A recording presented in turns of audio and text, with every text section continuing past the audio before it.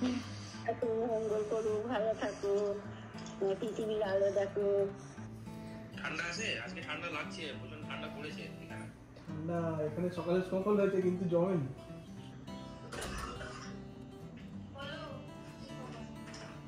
খবর হচ্ছে একজন নতুন মানুষ আসতে চলেছে।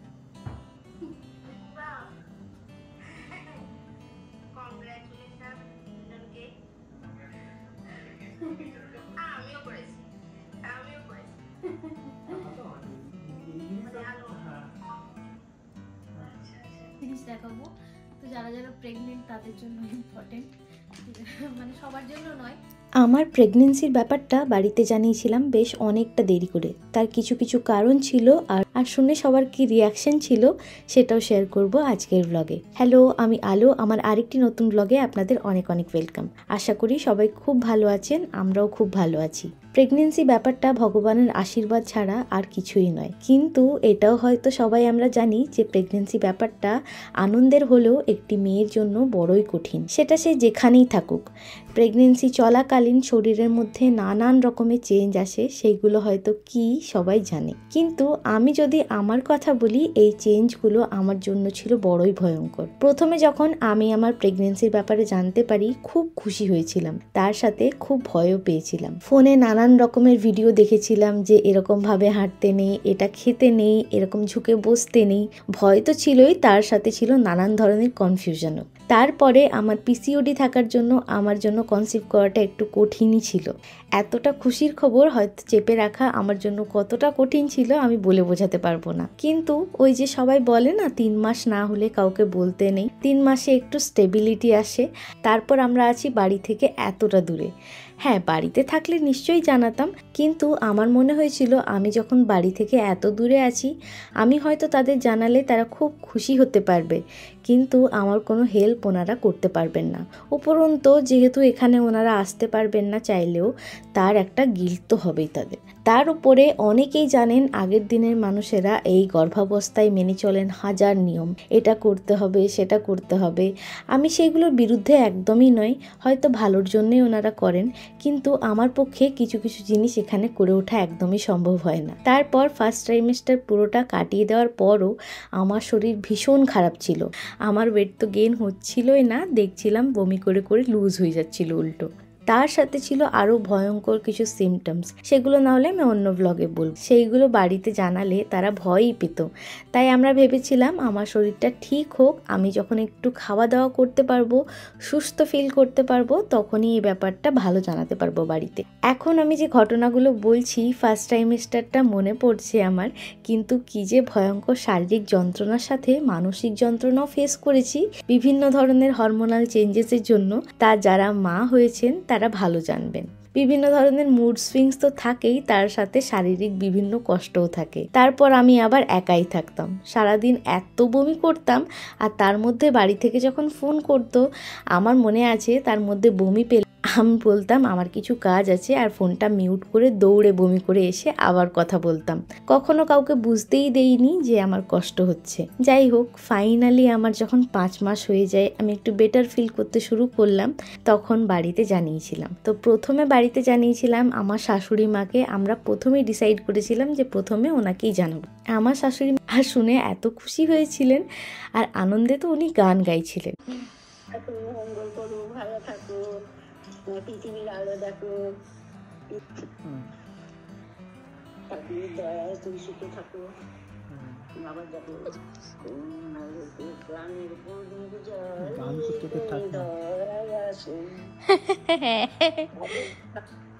সাধু কবো, প্রেমিক হবো,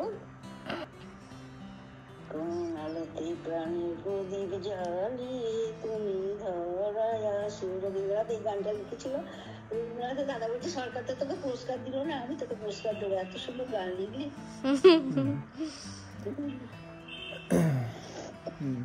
সুন্দর হয়েছে। আরো কি অরুচি হয়েছে নাকি? বছর খানিক আগে আমার শ্বশুর মশাই যখন মারা যান তখন উনি বড্ড কষ্ট পেয়েছিলেন। কোথাও একটা কষ্ট আমাদেরও ছিল যে বাবা আমাদের ছেলে মেয়ে যেই হবে তাকে দেখতে পারবে না। তো তারপর হয়তো প্রত্যেকটা মানুষেরই মনে হয়তো একটা সুপ্ত ইচ্ছা থাকে যে নাতি নাতনি দেখবো। কিন্তু সব থেকে ভালো ব্যাপার, আমি এই ব্যাপারে নিজেকে খুব ফরচুনেট মনে করি। আমার শাশুড়ি মা কিন্তু কোনোদিন আমাকে বলেননি যে অনেক দিন হলো বাচ্চা নিতে হবে, এইসব নানান ধরনের যাবতীয় কথা আমাকে কিন্তু কোনোদিন শুনতে হয়নি। আমার শাশুড়ি মাকে জানানোর পর আমার বাড়িতে আমরা ফোন করেছিলাম। তো প্রথমে ওরা শুনেই বলেছিল যে ওরা একটু হলেও বুঝতে পেরেছিল।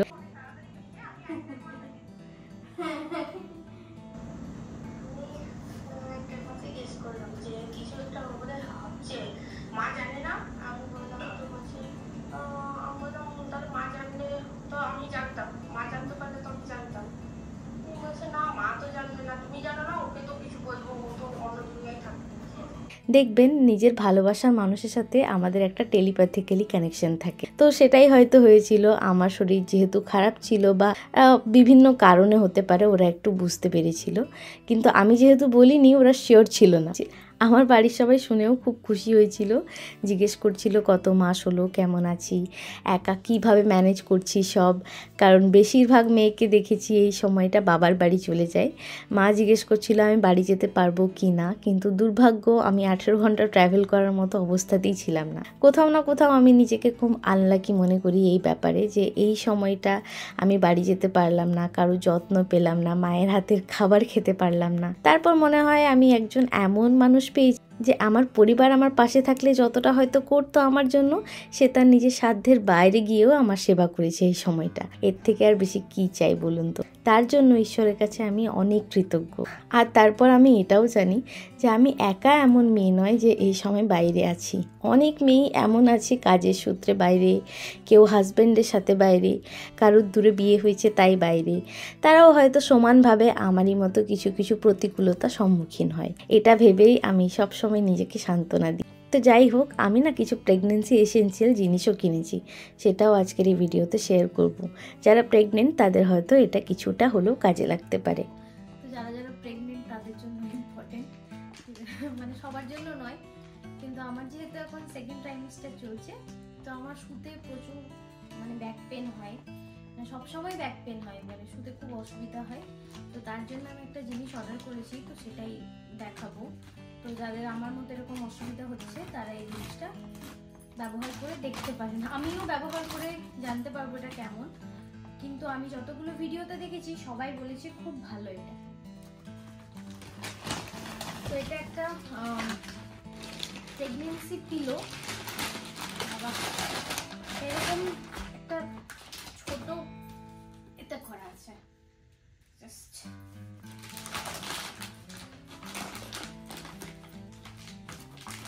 এটা কি করে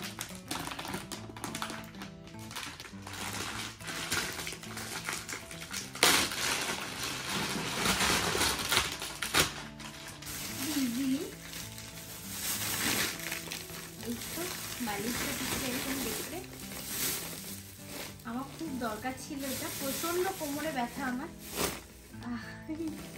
এই তো এরকম কিছুটা দেখতে বালিশটা। এটাকে খুলে কিছুক্ষণ রেখে দিতে হবে, তাহলে এটা পুরোপুরি ফুলে যাবে। হ্যাঁ, এটাকে খুলে কিছুক্ষণ রেখে দিতে হবে। একটা বালিশটা বেসিক্যালি একটা সি শেপের পিলো।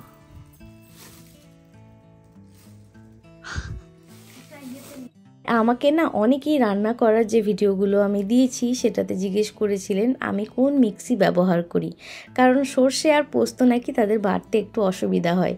তো আজকে সেটাও শেয়ার করব। একটা নতুন মিক্সি আমি কিনেছি, যেটা